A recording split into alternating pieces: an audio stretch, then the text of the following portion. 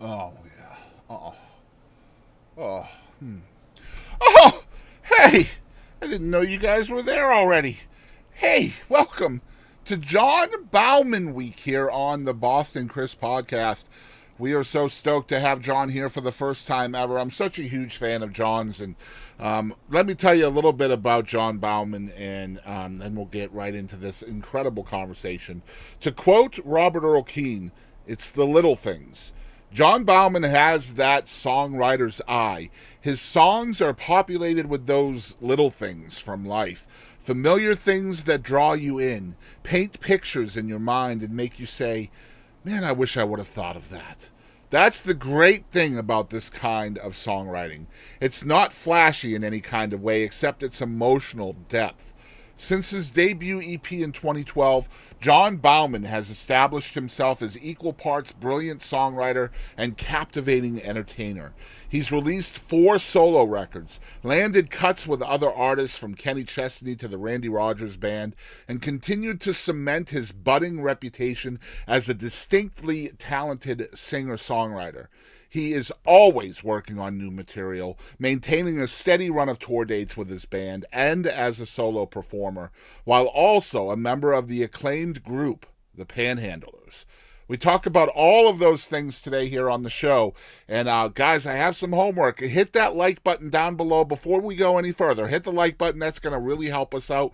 If you want to see more in-depth, candid conversations like this, you can, of course, hit the subscribe or follow button and notify yourself. And, of course, comment down below wherever you are watching from. Follow us everywhere at The Boston Chris Show. And without any further ado, let's get into it with the one and only Mr. John Baumann. It's time to jam. It's time to mingle. It's time to see what everyone's drinking. It's time to jam. It's time to mingle. It's time to see what everyone's drinking. Until we all lose connection.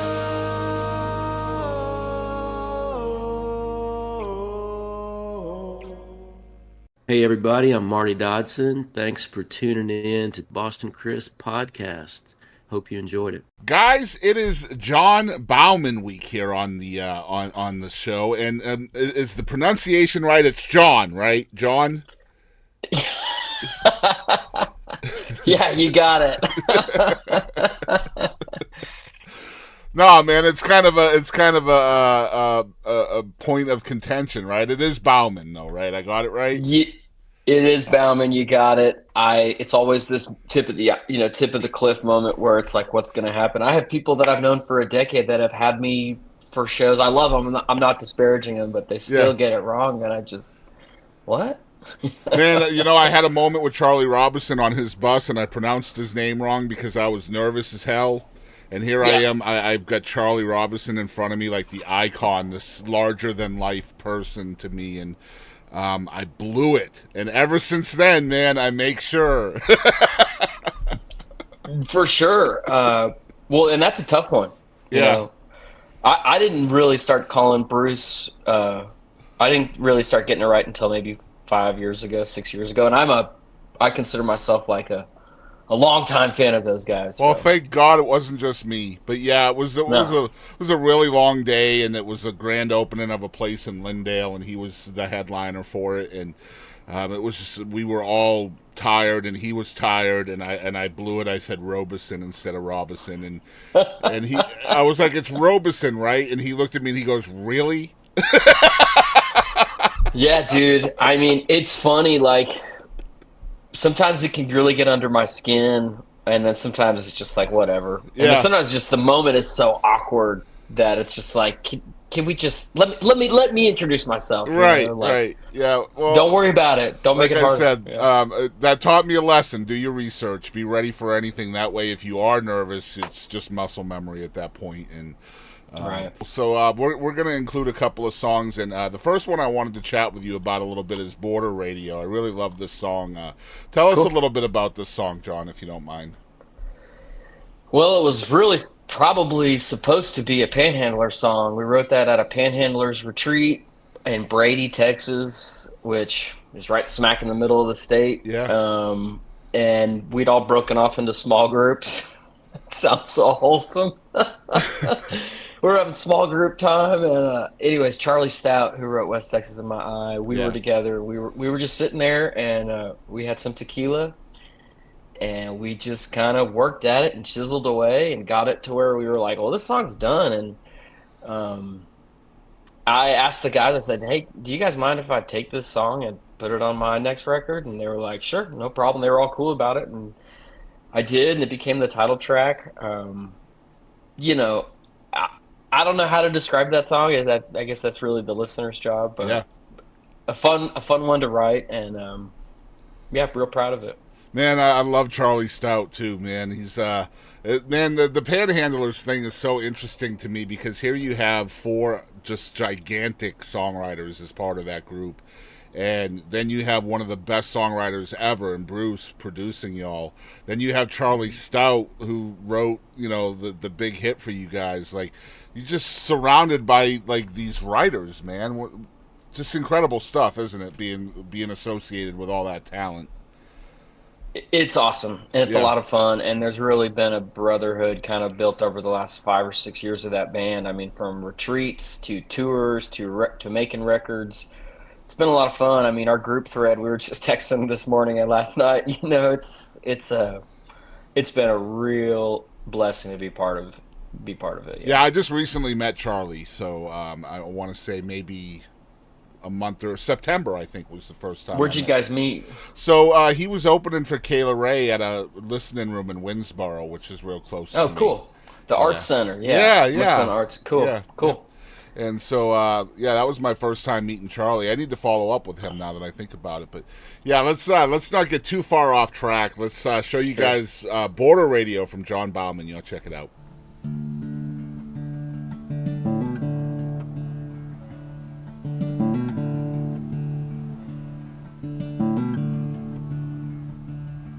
Border radio is playing low, a sonnet soft and sweet. Station across the Rio Grande, broadcast on an AM band. I can't tell what she's singing, it's a language I don't know. But if she's singing of her homeland, I swear I wanna go.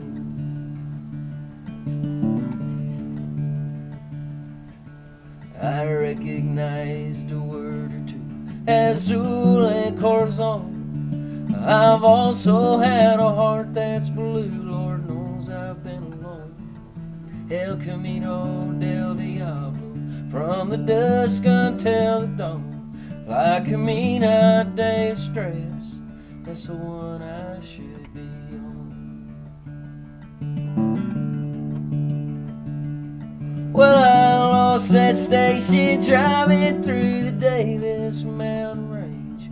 Broken heart outside of Marfa while a Spanish angel sang. I can't tell what she's singing, it's a language I don't know. But if she's singing of her homeland, that's where I wanna go.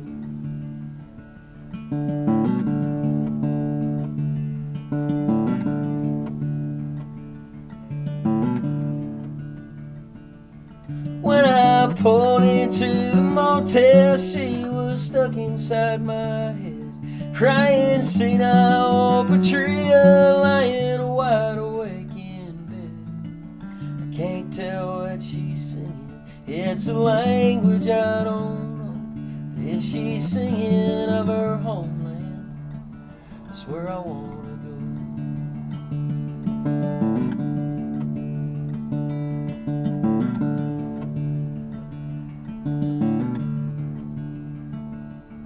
Border radio is playing low, a sonnet soft and sweet. Station across the Rio Grande, broadcast on an AM band. I can't tell what she's singing, it's a language I don't know. But if she's singing of her homeland, that's where I'm bound to go. think she's singing of her homeland. That's where I'm bound to go. All right, so we're back. We got John on the show for the first time, and I was telling John off the air that I'm just a huge fan of yours, and once again, thanks for doing this. Your Genesis story kind of starts in the San Antonio area, doesn't it? That's where I grew up. Preschool through graduation from high school. My mom still lives in the same house that I was raised in, and it's just an hour, 20, 30, 40 minutes from where I am now in Austin, but San Antonio is really, really what I consider my childhood home, origin story for sure. Yeah, and you talked about like Brady being smack dab middle of Texas. I mean, San Antonio is pretty much, as an outsider, I've been in Texas half my life now, crazy, but 2001 I got here. I feel like San Antonio kind of encompasses the whole state. It has a little bit of everything from all different corners of Texas. You feel the same way? Yeah, I think, with San Antonio especially, it's a really, really old city. Sure. And it's got a lot of rich history. I also think it's like the last, nothing against any of the towns in the valley, but it's like what I consider the last metropolitan city before you get into real South Texas. And it's obviously a stone's throw to the hill country, a 2-hour drive to the beach. You can get to West Texas in 4.5, 5 hours. It's an awesome, awesome town. I love it. Yeah, it's funny if people outside of Texas, you're talking about 4.5 hours. Like most places in the country, that's 5 or 6 states, right? Right. Yeah. How would you say, looking back, kind of in a reflective state, that San Antonio and the area, just kind of the way you grew up, shaped you as an adult? Well, for starters, I was going to high school and I was able to pick up a certain radio station, KNBT 92.1, Matson Rainer's station. I was able to pick that up to and from going to high school, and I made my dad listen, put it on that station, and that sort of opened me up to like who is Adam Carroll, who is James McMurtry, who is Guy Clark, yeah, so on, and that led me to storytellers. Flores is, yes, and Flores was, at that time probably a 10-minute drive from my house. Oh, tough life, man. Yeah, and Green Hall is just not too far away. So, as I was getting to be 14, 15, 16, I felt this movement in my soul that was just like, what these guys are doing is magic, and this is what I want to do too. So, growing up in San Antonio, easy access to the storytellers and some of those rich venues, the rich traditions. I was like hooked early. I kept the dream real quiet and real dormant for a long time, but I remember where I was and how old I was when I thought that's what I want to do with my life. You're being turned on to these guys at a young age, the McMurtrys and the Carrolls of the world? Yeah, like 14. How in the world is that happening? I don't know. It wasn't like anybody was, force feeding it to me. And my dad would listen to like, mainstream country radio at the time in the car. George Strait, Garth Brooks, Reba McEntire. Yeah. I don't know what was going on. I just felt really connected to it. Bruce is another one. Just really, really connected to it emotionally and musically, and yeah. I mean, we're talking about the giants here of Texas storytelling. I mean, really, but like you have to turn over some rocks to find these guys. You're not necessarily going to find them on a mainstream radio station. You know what I mean? Unfortunately, it should be better, but like, yeah. I mean, well, I think one thing I think about is like Pat and Corey were kind of gateway guys. Yeah, sure. And then I found that I would gravitate to like their B-sides or their slow songs or their storytelling songs. And then once I was like, oh, I really like this, like say Nightmare, for example, by Pat. Yeah. Suddenly it was like, oh, well, there's Arkansas Blues by Hayes Carll. There's Rosemary's Song by Adam Carroll. And there's Rachel's Song by James McMurtry. And suddenly it was like, whoa, we've entered into this new portal and we need to keep seeking, exploring Owen Temple, Houston Marchman. I mean, it starts with Pat and Corey, but once I got past that, it was like, whoa, this is a wonderful universe of storytelling. And it's almost like an organic algorithm, because that's what algorithms do for us now, right? Just naturally, right? Like if I put a John Baumann song in, it's gonna spit out something that's like you for the next song. It's kind of, when we were younger, we didn't have that opportunity. We had to do all that work for ourselves, right? Like find the next similarity to what we like. Today we can just go to Google and say, if I like Sierra Ferrell, I can put, artists like Sierra Ferrell, and it's going to give me a list of 4 dozen, right? Yeah. But we had to do that legwork ourselves when we were kids. Yeah, and it was fun. I didn't mind it. A lot of that was like LimeWire and Napster, and you were getting songs that weren't by the exact artist, but it was just such a fun time. Yeah, for sure. Fun. I love man. I'm a huge James McMurtry fan, huge Adam Carroll fan. I've met both of them at the same place. I met Charlie Stout, as a matter of fact, in Winsboro. Wow. So just been super lucky, and we've had Adam on the show as well, which was just an incredible time. One thing you alluded to just recently was talking about kind of keeping things hidden. When you started out at 13, I believe, correct me if I'm wrong, started writing songs around the age of 13. I read that you were ashamed to kind of come out as a songwriter because you didn't want people to shame you or bully you about it. So what was that like, kind of keeping it hidden? I think, like, deep down in me, there's a theatrical ham rascal. Sure. And, like, I'm a goofball, and I think a lot of people over the last few years have started to notice that. And, we all kind of laugh together, but I had terrible stage fright. Terrible stage fright through high school, and I went to college, and I'd play an open mic, but I wouldn't tell anybody or invite anybody. If I played guitar, I'd play when nobody else was home, play in the garage with the door locked, like just real shy about it. I kind of had this thought that, being a singer was kind of girly, whatever, like for lack. So it just took some, I wasn't very comfortable in my skin. And then once I graduated from college and I moved to Austin, I was probably 22, 23. I started to think like, well, I just started to notice music was everywhere. And I thought, let's maybe just chase this a little bit and see what happens, And then from then on, it was kind of like just peeling the layers back of the onion. And that was 2012, 2011. Were you more afraid that people were going to think you weren't good, or were you just nervous of people watching you do it? Or was it a little of both of that? Both, just uncomfortable with the sound of my own voice. Still sort of guilty about that. It's gotten better. Yeah. It's tough. And you're singing about your emotions on top of it. Also, like, I sweat, I spit, I make weird faces when I sing. Like, it's just sort of a uncomfortable experience sometimes on stage, or especially not so much now, but it was especially back then, and just part of the journey. Was there a revelation for you that kind of put that to the back burner? Like, hey, maybe I see somebody I really like that's not girly and doing it. And was there a revelation for you that got you through that? Not really a revelation, but just continuing to do it. Muscle memory, repetition, getting over it, getting less scared. I can remember the first few times I played outside at Floor's Country Store, and I probably wasn't ready for these opportunities, but at the time, I can remember my leg just shaking. Or opening for Willie Nelson at the Majestic Theater in like 2015, my leg is just shaking while I'm on stage, and nobody can see it, but just so nervous, man. I mean, I'm just like, it's like a little bit of imposter syndrome.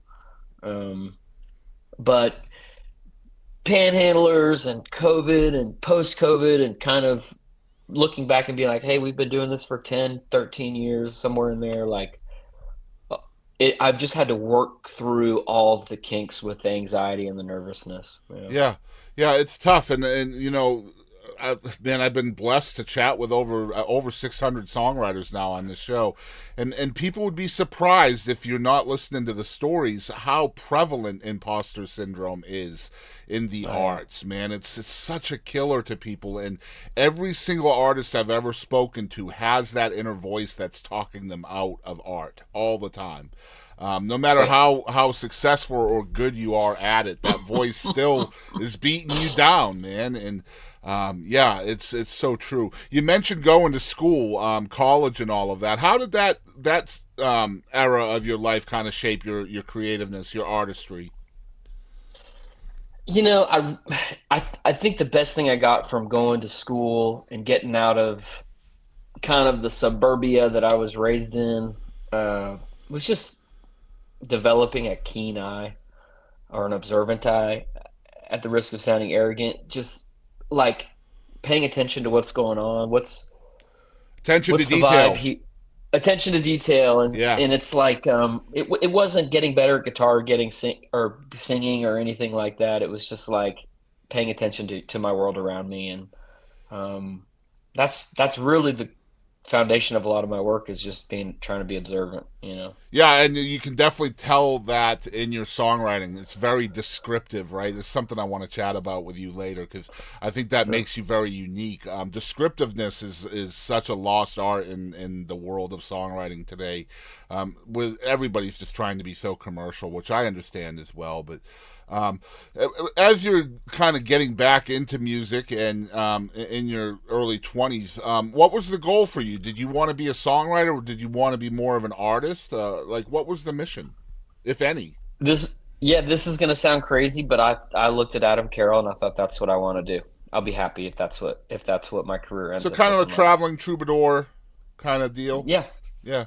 Yeah, and that vision and goal has shifted, but it also kind of lives in that same world too. Um, I sort of like the itinerant journeyman. I'm gonna get in my car with my sound system and my Yeah. gear and go play a show and go have an Guitar adventure. on your back, right? There's something really really cool about it, Yeah. and It's very romantic. it's wild, and Yeah. I feel really really fortunate to for every trip. They're always different, but it's an amazing way to make a living. So, how quickly are things becoming serious for you musically back then? Um, well, I would call it disillusionment. On the disillusionment speed, like I have my first job in Austin and like day job, and I went and made a little EP, and I sent the EP to radio stations all over Texas, and by God, stroke of luck, it's getting played everywhere. Just dumb luck. And immediately in my brain, I'm thinking, we're there. We're good. We've made it. Yeah. And it took a while to, well, it didn't take long to figure out that this is going to take a while to get really up and running and become a business. And um, Are we yeah, talking it about West was, Texas Vernacular here? yeah, like that EP was kind of, it kind of moved quickly for me, but I didn't know how to play, how to perform, how to stage banter. I didn't know the difference between an XLR and a quarter inch. And it was like, hey, you're going to have to go through the school of hard knocks and the journey here, and get real comfortable with how ugly this is going to be. Yeah. So don't get ahead of yourself. And I was totally ahead of myself, and that was 2012. Man, it would be so easy to do that. This EP has been so successful for you. Millions of streams Yeah. on that record. So I could see that complacency becoming a thing for you when you're younger, and just kind of, I'm going to rest on my laurels. We'll just rinse and repeat. And you didn't do Yeah. that. Like as a young guy, how are you learning those lessons? Is there somebody mentoring you? Not those first, not that first year or two. There wasn't anyone mentoring me. I was kind of just trial by fire, and kind of falling on my face. Around 24, later half of 2014, a guy came into my life named John Selman who works for Willie Nelson. Yeah. Was working for him then, still working for him now, and John really took me under his wing, helped me get a booking agent. He helped me get my admin and publishing in line. He helped me get shows. He just kind of steered the whole ship. He helped with a major label song I had get recorded. Um, and for probably for 2 or 3 years we worked together, him and another fellow named Justin Pollard, and the three of us, we were just, I felt like we were really making some great headway, and those guys kind of brought me up out of like kid shoes to a higher platform, but once I got to that spot, it was like there's a whole new level of lessons and hardships we're about to deal with. Yeah. Yeah, because I mean, you got to learn musicianship. You have to learn songwriting if you want that side of things, and then you got to learn the business, and that's really the hard part, right? Yeah, that's hard. And touring and human resources and band management and Yeah, getting better bands and keeping guys happy and all the gritty um, things. all the gritty things, keeping the band profitable, keeping your wife happy at home, being emotionally and physically present, you know. Yeah, and finding time to write through all that, right? That's paramount. And I mean, writing is emotional. It's vulnerable. And you know, if you're going through those chaotic stresses and eras and seasons of your life, it's got to be difficult to get down onto that base level that's so important for writing, right? No doubt, no doubt. It was a lot. It was a lot happening, and I'm not sure my business was profitable for like the first 5, 6 years Yeah, of going. But I can remember like telling the band, "Hey, y'all got to take the van this week, and I'm gonna follow in my car because I have to have some time to write." yeah, Um, that kind of thing. yeah. And so, what's the writing process like for you? I've read that it's mostly melodic for you at the beginning, right? Yeah, I would say so. It's a lot of noodling on a guitar or piano lately, the last few years on a piano, just finding something that catches my ear, and then, maybe late at night after the kids have gone to bed, um, I'll come in here to my office and kind of whisper some lines and record them and think, oh man, I'm excited about this. Go to sleep for a few hours, wake up, get the kids off to school, and then it's like, oh my God, we got an idea, let's chase it. Yeah. Yeah, that's kind of how it's been Do you feel like lately. you're? Here's a question, man. I don't think I've ever asked this before, but um, you just put a scenario into my head where you're like middle of the night whispering into a voice box or whatever. Do you find that your music is becoming softer because of that? Like just trying to be quiet at the very beginning of the song process? Maybe so. It's been interesting for me. I'm a homebody. I'm at home right now. Yeah, But before the coronavirus, my wife was at the office, so I had the run of the place, yeah, and I had carte blanche, write whatever I want, scream. yeah. Writing is a really personal experience for me. I feel even with my wife, I feel very nervous if she's in the house, uh, hearing me yodel or pitchy yell or whatever, like so just in the last few weeks she's had to go back to work.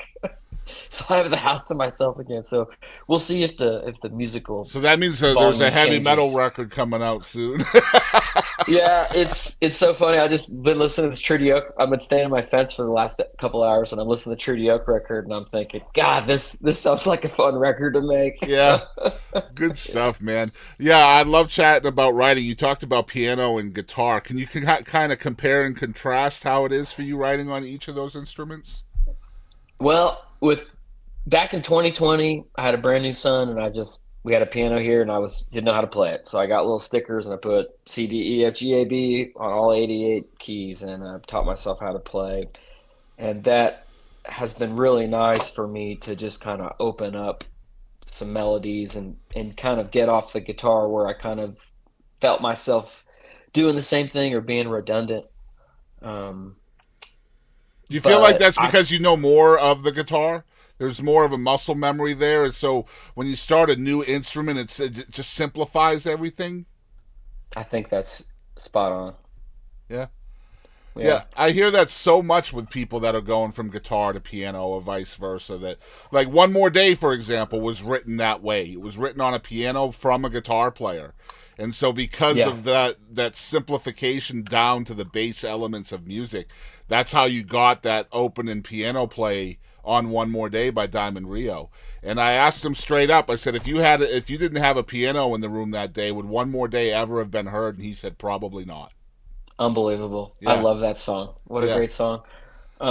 Yeah, I don't know. It also just the challenge of the piano opening things up for me, Yeah. I haven't done it much lately, but gosh, a couple years ago, I was playing a little piano at shows, and it was like, you know, I'm no wonder kid musician, but it was a really great achievement for me to start hammering out a couple songs live on stage in front of people. Yeah, and I think that goes back to complacency, right? Like again, you can rest on your laurels. I know guitar. I'm solid on guitar. I can just stay Yeah. here and write songs for the rest of my life on guitar. But you've learned over time complacency kills. So now you're learning that piano, you're opening yourself up to an entirely different brand for you, really, right? Yeah, for sure, for sure. And I had a couple piano ballads I put out, and it's a really fun instrument. Every time I sit down at it, it's a challenge. It's a challenge to keep your foot off the sustain pedal. Yeah. It's a challenge to stay in true perfect time.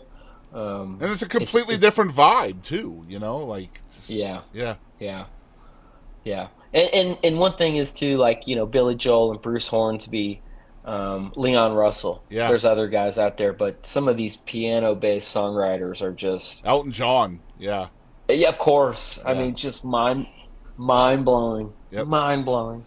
I mean, you talked about songwriting being so personal for you, and I find that to be very interesting because you have a lot of 100%er songs where you're just the solo writer on Right. them, but you have a lot of co-writes as well. So what's that like for you? Like, because if it's so personal, you have to turn that off in order to invite another writer in. Do you have to have a relationship with a writer before you're co-writing with them? I don't, but it helps. Um, and gosh, I really love writing by myself. Yeah. I love it. It's such a personal experience. It's a chase. It's a journey. It's a self evaluation. It's a pushing of the limits. It's this weird journey, competition that happens between my head and my heart and my hands and my ears. It's like this. It's so fun and invigorating. Um, and co-writing is less of that. It's not so much that for me. I've had some really great co-writes and a lot of good pals, but uh, I don't know. For me, it just doesn't move my soul as much. Sometimes it does, but it's just not something I seek out a whole lot. Interesting stuff because there's a whole lot of writers out there that don't have that. I would say that's I'm sure you probably know that's a big blessing, right? Yeah, well, I think sometimes it's varying degrees of success. Like sometimes just being me, I can get too weird or too in Yeah, my yeah, own zone or yeah, too removed from anything that's accessible to mainstream. Like I think about like my wife's friends, and I'm like, they're all saints for like listening to my music when the records come out. But yeah. I feel like that's the only day they listen to it. Um, um, yeah, I really like the journey of doing it by myself and to varying degrees of success, but I don't really see that ever changing. Well, two things I love about your writing, John. Number one, we talked a little bit about descriptive language, which I think is so important to a storyteller. And, looking at your story, I can understand where that's coming from with the McMurtrys and the Carrolls and the Hayes Carls and Hmm. all those guys that are so freaking good at that descriptive language. But that and the creation of characters, which I love how you do that. So talk a little bit about that, like creating characters, putting descriptive language into songs when you only have a 3 or 4 minute time limit.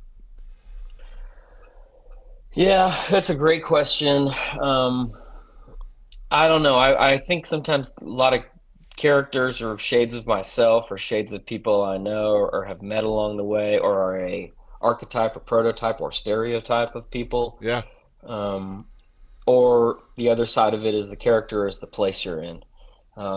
Whether it's like a hunting lease or an oil town or a car you're driving, like sometimes it helps because I think I saw Lyle Lovett say this in an article one time years ago, but he basically was like, it's the good ideas that are hard to come by. You can write a song about anything, but it's like having a good idea is so hard. And I,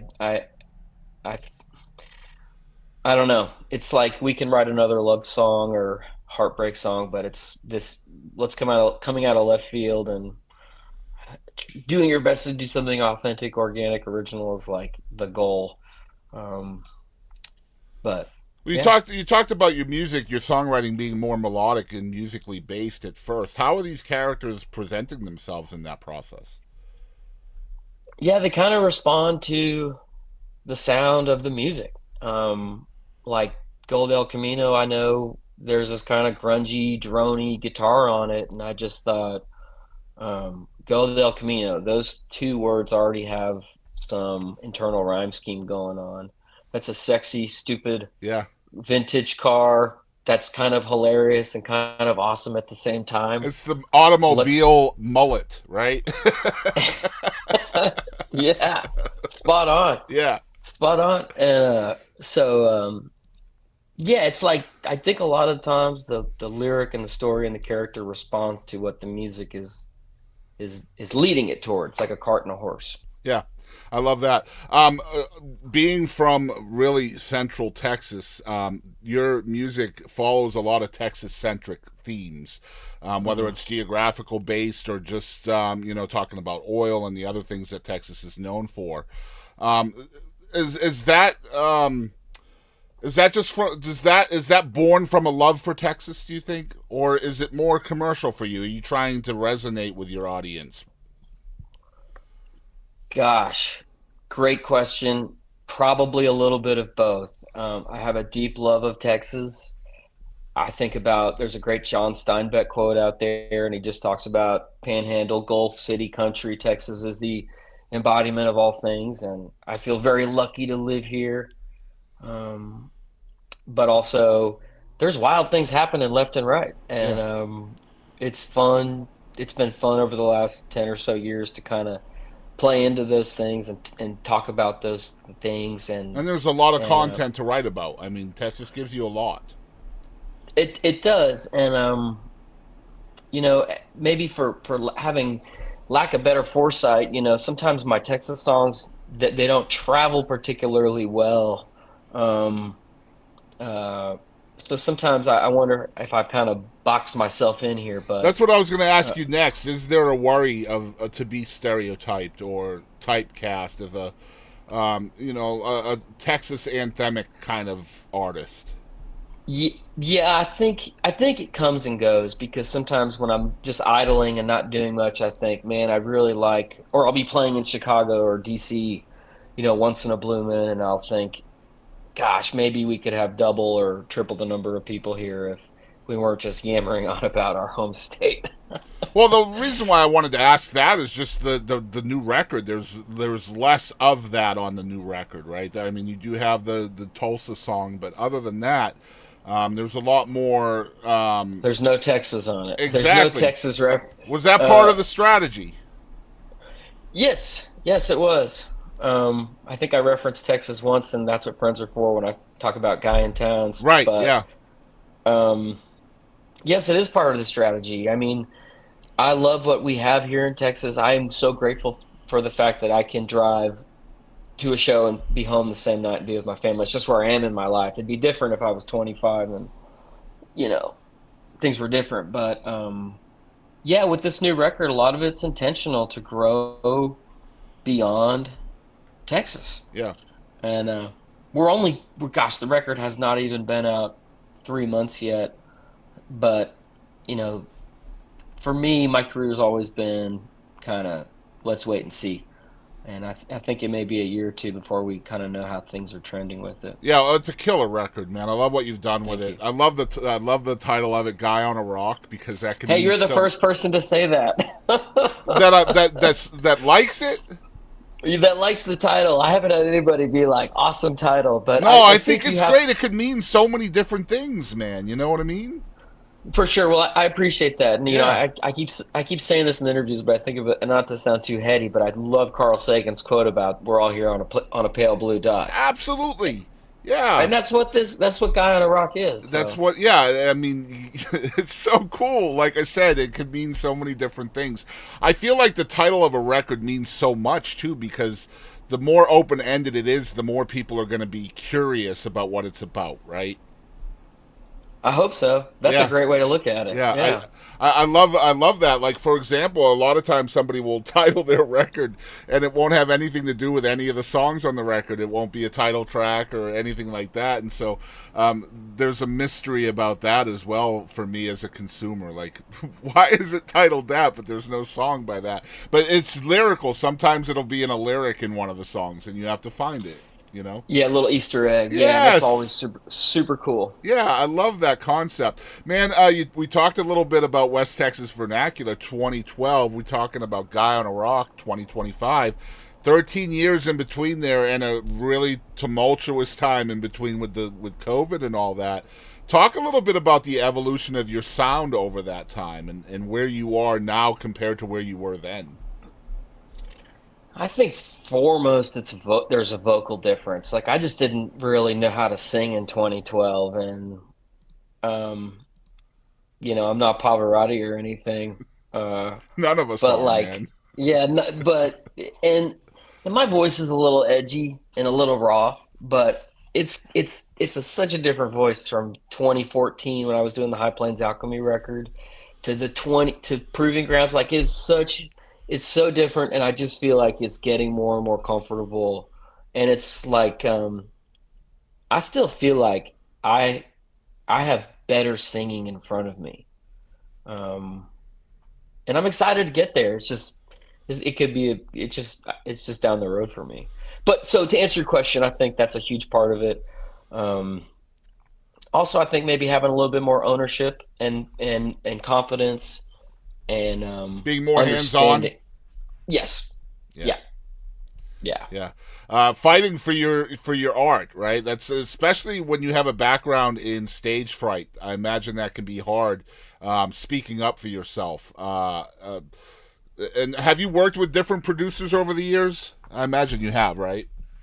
Oh, sure, sure. Rich Brotherton, Corby Schaub, Justin Pollard, Dwight Baker, Eddie Spear, and now Brian Douglas Phillips. So that's just on my records. Not and Bruce Robinson. I mean, Yeah, that's seven, I think, right there, maybe eight. Yeah, and good relationships with just about everybody in that group. But it can be tough, and it's gotten easier, and I've gotten more confident with it. Yeah. that's good. Had you noticed a difference? Yeah, like with this past record with Brian, and Brian and I are a couple, we're closer in age, and we both are in the same spot in our life with, growing careers and young families, but it felt very collaborative and very respectful between us in terms of, uh, you know, letting me be the artist and letting him be the producer, but letting me be the artist too. Yeah. Yeah. Yeah, I love that because, like, I don't remember who it was. I'm not going to throw anybody under the bus, but we talk about studio all the time because that's really where the real work begins, I feel, when it comes to the creation of music. And it is real work. If you haven't been in the studio with an artist, you guys should check it out. Find an artist that'll let you go in for the day. It's really interesting, and it is real work. But this artist was like, yeah, I got more confident. I got more hands-on in the studio. And then I got really mad because something turned out wrong and I didn't like it. And I said, well, whose idea was this? And the producer said, that was your idea, man. Yeah, for sure. Yeah. Oh, for sure. Yeah, sometimes I need to be just told to sit down and shut up. Exactly. It's like, bro, that was your idea. You're the one that messed that up. I fought against it. You wanted it. Yeah, I guess one thing for me is like song selection. I'm kind of willing to give on the way a song is sounding or instrument, uh, Yeah. the, but by God, let me choose the songs. Just let me do it. Like I hate getting vetoed on a song. I'd rather come to my own realization that maybe we shouldn't have cut that song Yeah. in a weird way because I just think they all need a chance to be heard. I Yeah. mean, I don't know. That makes That's how I sense to me feel. where writing is so personal to you. Like, it's like I have this thing that I poured my heart and soul into, and now you're telling me it's not good enough for the world to hear it. Like, I can Yeah. imagine that's tough. Or it's too weird or too silly Yeah. or it Doesn't doesn't fit the fit. vibe. Yeah. Yeah. And sometimes I can understand the vibe comment, but like um I think about some past projects and I just think, man, I wish this song had made it on there and otherwise it just kind of dies in the ether, floats in the ether, or lives in my phone somewhere deep in the Yeah, iPhone that's recordings. great Yeah. stuff, man. How important is replication live to you in the studio? In other words, when you're picking instruments to add to a song, obviously you have to sell these records when you're out performing. Yeah. So if a Yeah. song has a steel in it and you don't have steel in your band, that could be a problem. So how important is that to you?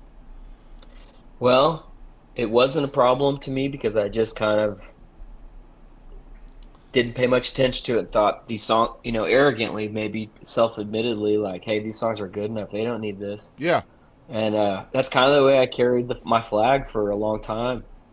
And then in the last couple years, the band is in a kind of a versatile spot with keys and steel. And uh, this record is This is the first record I've ever made where the guys in the band are playing the actual instruments on the record. awesome. And yeah, it kind of happened by accident. My touring band kind of has become the studio band. Um, That is a uh, great problem to have, by the way. yeah, I kind of backed my way into it, but Yeah, I'm not unhappy about it. And I yeah. feel like it's still at the beginning of things, but we've all been, with the exception of a person or two, we've had the same nucleus for a couple years, almost 3 years. So yeah, it's good. That's good stuff. Yeah, we I interviewed a pop artist recently, and they were in the studio, and she heard a flutist part, like I need to have a flute here, and Yeah. then somebody wanted her to play it live, and they didn't have a flute, and they were like, "Where's the flute?" So she's like, "Well, I had to hire a flutist." Yeah. Or give one of your musicians a raise and have them learn Learn one it. part on Yep, flute, that's right. or go real cheater mode and put it through the keyboard and Yeah. play the flute part on the keyboard. But Yeah, you'd be surprised it's how many tough. artists don't think about that in the studio, though. Seriously, like they don't realize until after. You can definitely get ahead of yourself, and I am super guilty of it Yeah. for sure. Yeah. Good stuff, man. Let's chat a little bit about the Panhandlers. Man, what a great concept for you four guys. Just incredible vocalists, all four of y'all. You did talk. We've talked a lot about the personable side of songwriting for you. Now you're in the room with these three other great songwriters, great vocalists, a lot of tools in their toolbox. What's it like for you there? Because I imagine. You guys are all four frontmen in your own bands. I imagine there's a lot of leaving egos behind when you're in the room together, right? Yeah, and I think those guys, they've done it. We've all, at the risk of sounding like I've got some ego, we've all done a good job of checking ourselves at the door. Yeah, that's what I On mean. stage, when we're writing, it is very, like, shockingly um, democratic and friendly, and it's been a wonderful experience. But yeah, and writing with those guys, we've had some really fun times. Just Yeah, writing songs, great hanging songs out. have come out of it, man. Just incredible stuff, man. Like, I love again the two-sided meaning of the band name, Panhandlers. Right, like Yeah, it's very Texas-centric, but like again, a panhandler is somebody that's the starving musician side of things, right? Like it's very yeah, double-sided. It's good yeah, shit, man. yeah. Thanks. Does technology help you guys out? Because I imagine you guys being, the leaders of your own brand, so to speak, the front man of a band. I imagine you guys are all super, super busy in your own right. So, like, does Zoom and email and just sending ideas back and forth through the internet, that must help a lot, right? It's helpful. I wouldn't say we're too terribly active, like outside of a text thread that um, every now and then somebody will write a song or and share it, or be like, hey, we should cover this song and drop a streaming link or whatever. And then obviously there's some rousing and Yeah. things like that, uh, or razzing, whatever. But yeah, a little bit of technology, not a whole lot of Zoom, not a whole lot I'm of just Zoom. I can curious remember. because it would seem to me that, like, back in the day before we had instant access to people, it might have been a lot more difficult for you guys to create something like this, you know? Yeah, for sure. Like, when we get together and there's nothing to do but hit some golf balls and play some guitar and drink and eat. Yeah. That's when the magic happens. Yeah. Well, first of all, talking about golf balls, frickin' Will has a great song about golfing. If you guys haven't heard it, it's frickin' amazing. I love it so much. It just puts you in a good mood. It's a great one. Yeah. So talking about family as well, you've had a major addition to your life. You got twins now, 3 kids total, so a family of 5. Right. You talk about. I have so much respect to the women behind the artists, because without them, I know a lot of you guys would not be able to do what you do, myself included. My wife is the driver of our bus here. I'm not able to chat with people like you if it wasn't for her. So talk a little bit about juggling music with that what I call the adult life, or the real life of being a dad, being a husband, and being present, because that's got to be difficult too, right? Super hard, and I'm not a finished product, and there's been a lot of self-evaluations, if you will, over the last few years, just learning to juggle. With one kid it was simple, and then the twins came in a couple years ago, and it was like, wow. Things are different, especially different now. I have kind of figured out, well, I haven't figured it out. The universe this past year has blessed me with a lot of opportunities to perform during the week. So I've been home on Saturdays and Sundays, and a fair amount of Friday nights too. And that's been really nice when the kids they're at school, and you only get them for a couple hours in the evening, a couple hours in the morning, but it's been nice to have some weekends at home. But that's a tough balance, right? Like, you have to show the kids that you're there, but at the same time, you have to pay the bills, and the bills are paid on Friday and Saturday. No doubt.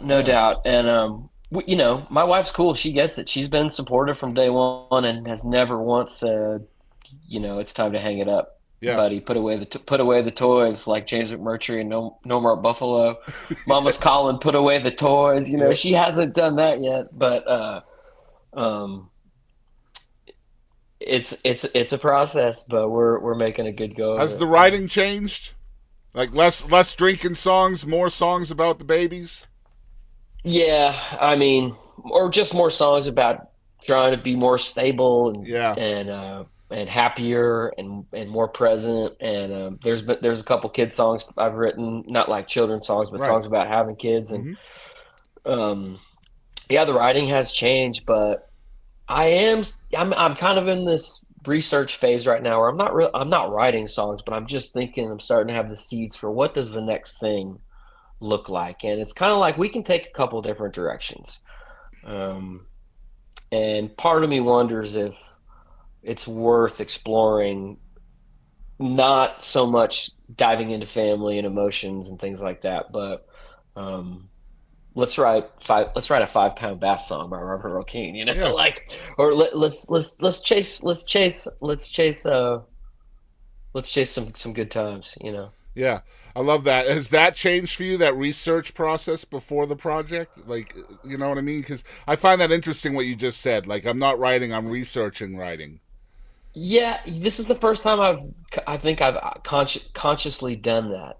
My record just came out 70, 80 days ago, and 85 days ago, and I'm kind of in reflection mode on its first 3 months, and it's starting to make me think, like, what do we want to do on the next one?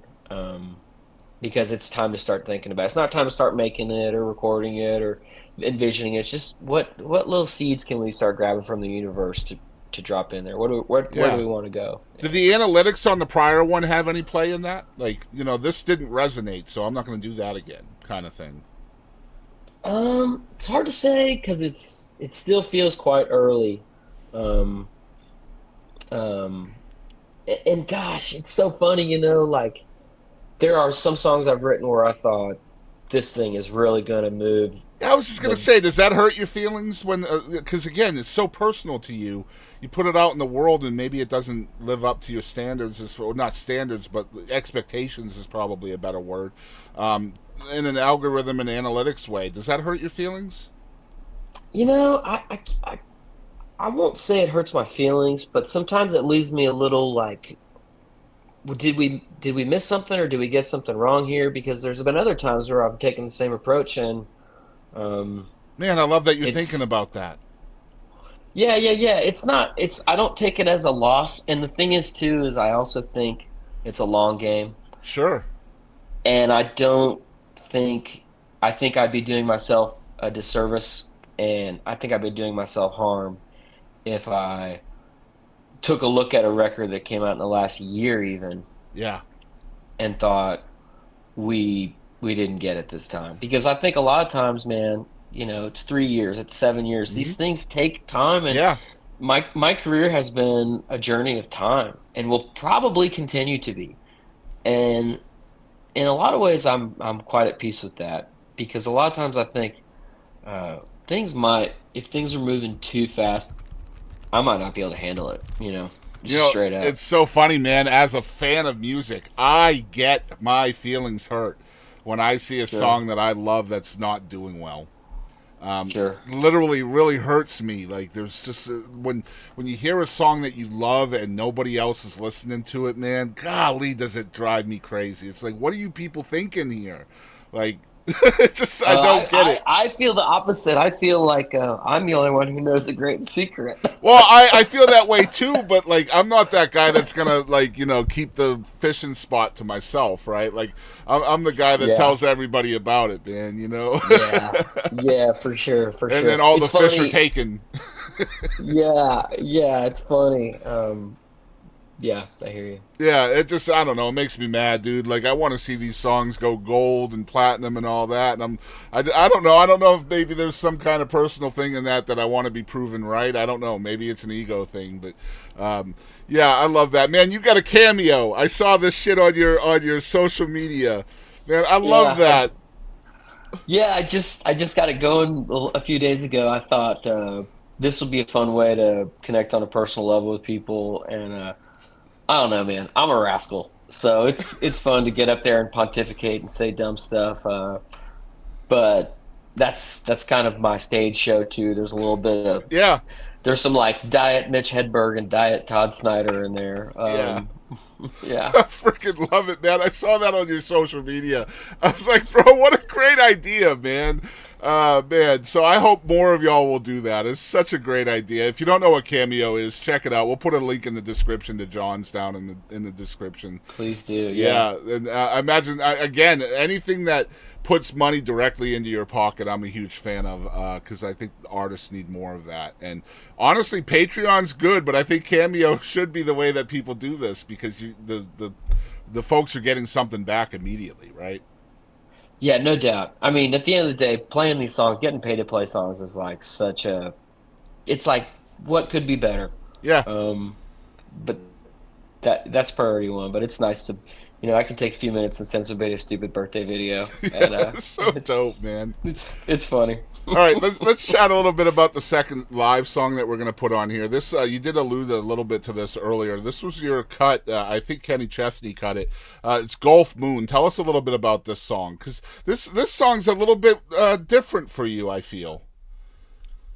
Yeah, it's a songwriter ballad. It's one of the few. Well, I remember writing this in 2013. I had a drafting table. I lived in a duplex with my girlfriend, who's now my wife, at North Campus, Austin, Texas. And I remember just trying to write a song that I thought would be really good, like not a pop song or whatever, Yeah. big song, just write a good 3 minute, 4 minute song. And I remember it was one of the first times I wrote a song, and I rewrote and rewrote and rewrote and rewrote. And, um, yeah, I was just trying to write a song about hanging out in Galveston or any of these coastal beach towns, and just appreciating where you are in the world and what you have and those kind of things. And I put it on a record, and it was like track 7, but I remember some people saying that's a really good song, and I always tell the story at my shows, but like John Selman, back to him, who was managing me, kind of, he got the song in front of Buddy Cannon, who I know you've talked to. Oh man, I love And, Buddy. Yeah. yeah, yeah, and Buddy Buddy said, "Let me show this to Kenny," and just grace of God, Kenny loved it. And it wasn't all cut and dried. Like I think it was going on a record, and then they took it off or scrapped the record or changed directions. So I think 4 years went by from that moment, and then it came out in 2018 as a Chesney song. Yeah. Um, Well, I love and Kenny and I love Buddy, but your version is yeah. paramount, way better in my opinion. That's why. Oh, please. No, it truly is, man. I always love to hear the songs from the songwriter, right? Like, I Yeah. just feel like there's more of a connection. There's more of a relationship between the artist and the song that way. And don't get me wrong, like the marriage of an artist with a song doesn't have to have that songwriting connection. Like George Strait has made a life over that. So, but Yeah. I just feel like it's a more natural connection when the songwriter does it. I will always love Leslie Satcher's version of Troubadour over George's any day of the week. For sure. You know, just those. That's why I wanted to include it on this episode, even though it's an older song, because I want people to hear your version of it. It's so much better, in my opinion. Oh, well, thank you so much. It means a lot. And I understand what you're saying. Whenever I hear the OG songwriter, it definitely like it hits in a different way. Yeah, it's just more of a connection to the song. That's why this show is here. Really, is I want people to hear the songwriter and where it came from, and I don't know. Maybe I'm just really kind of romantic about something just being empty and then being filled with something, and somebody creating that space filler. In this case, it's music, right? And it's just so cool. Yeah. We do have some fun segments we're going to do with John. I'm a little worried now because he knew that I talked to Buddy, so maybe he's seen an episode or two. So maybe he knows what's coming. But we have 8 segments. We use these for reels and shorts and things. I think you'll have fun with these. And we just started having the guests kind of choose the segment on some of them too. So I'm going to give you 2 titles on some of these. And you can choose one of the 2, and you can try to figure out what the segment is based on the title. Okay, it's pretty fun. Okay. All right, first one: choose either "Did you know" or choose "Algorithm." Did you know? All right. So, what is something people may not know about you? I'm really good at drawing orca whales. Really? Yeah. Instant regret. Did you guys see Yeah. the instant regret after he said that? That's amazing. It's silly. It's silly. I really liked Free Willy when I was a kid. So you can't draw anything else, just killer whales. Well, I can not really. Yeah, maybe a mountain range. A mountain range. I draw really good underwater pictures, like fish and orcas and. How has this not gotten on a onto fifth a grade record cover yet? What's going on here? Oh man, people would be confused. People would just be super confused. That's awesome. All right, next segment's called Impactful. Can you tell us 3 people that impacted your life in some way? And then tell us the number one thing you learned from each of those people. Oh, great question. Impactful. Can I have a second to think about this Sure, one? absolutely. We can edit out any silence. This is such a good question. I don't want to give you a bad answer. Thank you, man. Okay, impactful. Can you ask the question one more time? Sure. Impactful means name 3 people.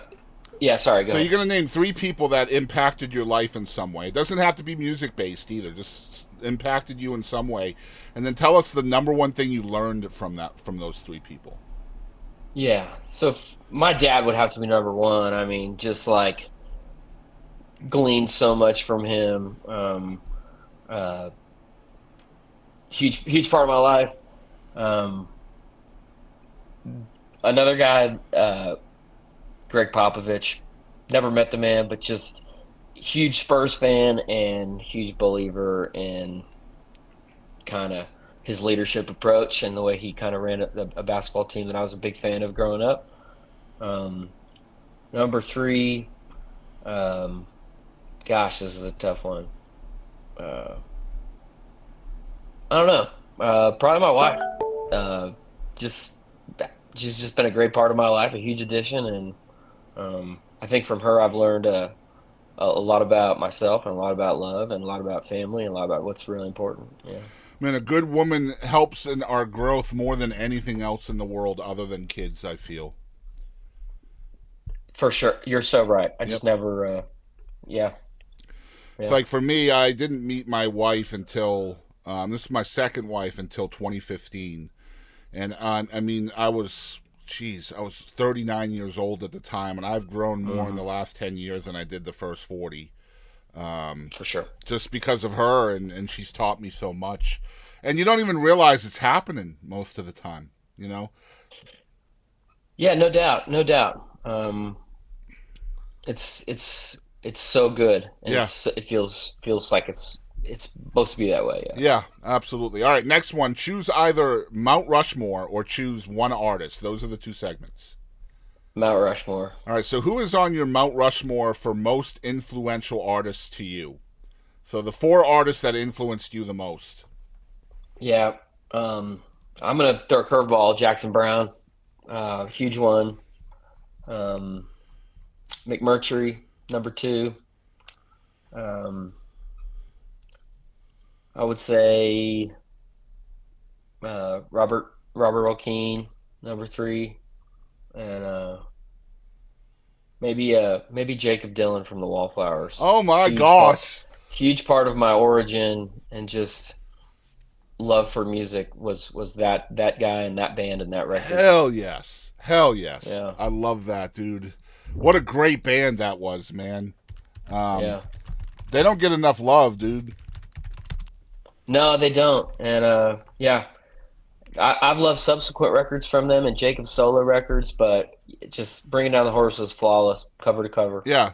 Sixth Avenue Heartache is one of the best freaking songs I've ever heard in my life, man. Like, No doubt. yeah. No doubt. Golly, man. I was not expecting to hear that name today, so thank you for that. That's freaking amazing. Of course. Good stuff. All right, next segment is called What the Heck? This is a game show style segment. All right. And I'm just going to hit you with 5 questions. Just tell me the first thing you think of, okay? Okay. All right, number 1, why do you think McDonald's doesn't serve hot dogs? Because they do chicken nuggets and burgers and fries so well. Why bother? I I'm think not a big hot dog guy. no, I think it's because of the whole McWiener, right? I think it would be tough. It would be a tough branding thing, I feel. McDoggy dogs. There you go, the McDoggy dog. Come on. McDoggy dog. Just Come get on. Snoop in on that. We're good to go. Copyright it. You're going to Yeah. sell shitloads of those, man. All right, number 2. If one synchronized swimmer drowns, what do you think happens to the rest of them?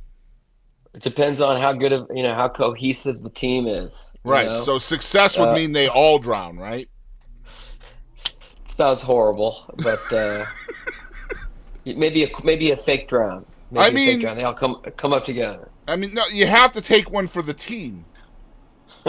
Right? Like, I feel like you have to take one for the team. If you're really about that gold, I don't know. I'm not sure you can break character, man. Like, how would you feel in the middle of a cameo and you just break character all of a sudden? That would Oh just be- man. Yeah, Oh man. it wouldn't work. Yeah. Wouldn't work. Hey, hats off to all the synchronized swimmers out there. That's a tough. Absolutely. I impressive understand. thing. We have oodles of them watching the show. Not really. Yeah. All right, number 3. What was your most awkward moment on stage? Oh gosh. I think I played a show. Forgive me for being honest. I think I played a show at Green Hall a couple years ago with my fly down. Whole time. No idea. How'd you find out?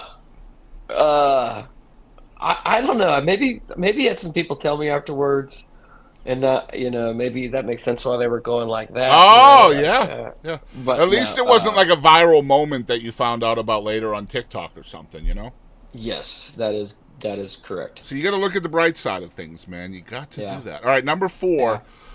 When dating someone new, now you've been married a while, so this might be a tough one for you to answer, but when dating someone new, what do you think is the appropriate amount of time to wait before pooping in front of that person?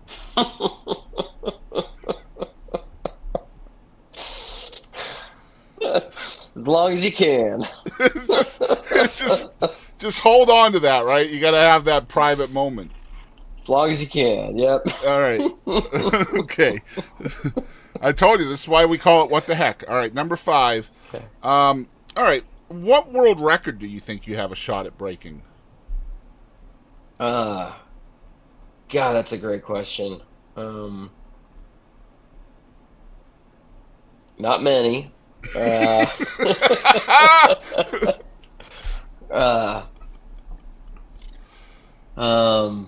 Okay, here we go. I got it. Christmas lights on putting up Christmas lights on a house. Okay. I'm fast. I'm So- fast, and I do quality work. Yeah. So just being quick at that, right? Not necessarily a volume thing. Yeah. Yeah. I love that. I'd do that. I'd crush in a race in a Christmas light hanging. Have you ever heard Bob Rivers' 12 Pains of Christmas? Oh, you got to listen to it, man. Just trust Okay. me. Trust me on that. One of the pains? Yeah. Yeah, that is one of the pains is rigging up the lights. Yeah. Yeah, nice. Yeah. Rigging up the lights! It's so funny, bro. I weirdly sort of enjoy these like tasks where you do the same thing over and over again for like periods of time. Like it's sort of meditative to me, so like I'm happy to do it, yeah. Yeah, that's why I used to play Minecraft. Like just that mindless block placement. My wife and I call it one more block, one more block, one more block. Just you have to have something mindless in your life. My son's favorite thing. Yeah. Maybe that's not a great thing, but that's his No, I think favorite it's thing. fantastic. I think Minecraft teaches you a lot. Like even as an adult, it teaches you a lot, I think. Good, Yeah. because he plays it every day. Yeah. I think you'd be surprised, man. I used to stream Cool. video games live, and I remember one time we went into a desert, and I wanted to make this desert into a city. So I changed all the one block at a time. I changed all the sand into cobblestone. And Wow. I literally had an average viewership of over 110 people just watching me turn sand to cobblestone. Amazing. Like Seriously. for 7 or 8 hours, just people watching that. It was crazy. Yeah. Yeah. All right. Next one. That was What the Heck, by the way, with John Baumann. Just incredible stuff. All right. And he's never pooping in front of people ever. Okay. Next segment. Choose either bucket list or fly on the wall. Fly on the wall. All right. In all of history, can you tell us a room you would have loved to have been a fly on the wall in? All of history, man, there are so many. Maybe I don't know. There's so many. I think it'd be a trip to see Hitler at the end of his last few days. I would love that too, just to know what really happened. Yeah. Because I think we Yeah. were lied to, man.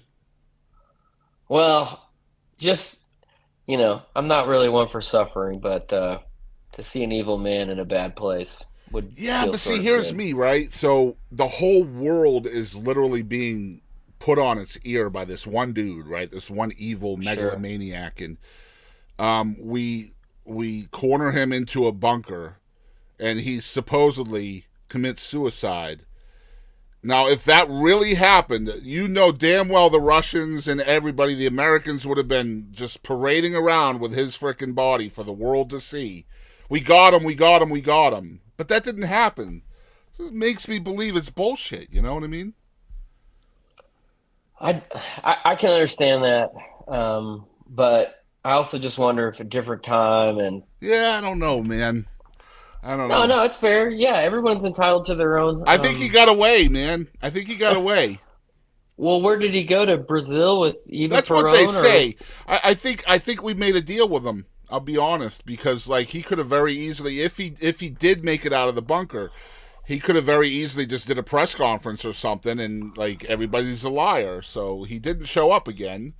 So I don't know what happened, but yeah, that'd be a good place to be a fly on the wall, because then we'd know. There are so many of those. Watergate. Yeah. The school book depository. You can tell I'm a history nerd a little bit. Yeah, Like, big these time. these are only in the last 75 years. It's like there are so many. Oh my Yeah, god! I drove Such a through Dealey Plaza recently for the first time, man. It's creepy down there at night, like just knowing what happened there, With the Yeah, Dealey Plaza is a spooky place for yeah, sure. agreed. All right, next one. Choose either biggest lesson or choose moment of gravity. Moment of gravity. All right, so moment of gravity is reflective. I feel like we can all look back and see that moment in time or event that kind of led us on the path that got us to where we are today. Can you kind of Yeah. see what that moment was for you? I mean, a big one was just for me was when I had a pretty bad injury in high school for football, and I knew that was the end of sports for me, and sports are always my first great love in life. Um, and just I remember like teaching myself how to play guitar, 4 or 5 chords, but like that was an interesting season. I was probably Well, it's 14. 2.5 more than Elvis knows. Fair enough. But yeah, that was a big moment for me. Where I'm going to get some hate for that comment, just so you know. Yeah, that's fair. Yeah. Yeah. Oh, man. Yeah, I hear that a lot, too. Injuries in sports led people to music. Music and sports are so connected in a passion way, right, I feel.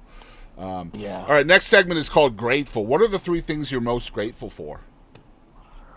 Man, I'm grateful to be alive. I love it. It's so fun. It's a journey. It's high and low and everything in between. It's awesome. And I think gratitude is an important thing to have and to express and to spend some time with every day, no matter, even on the bad days, like having gratitude. That would be number one. I'm grateful to live in a world and at a time when I can make up words to a guitar, on a guitar, piano, whatever, and then go play them for people.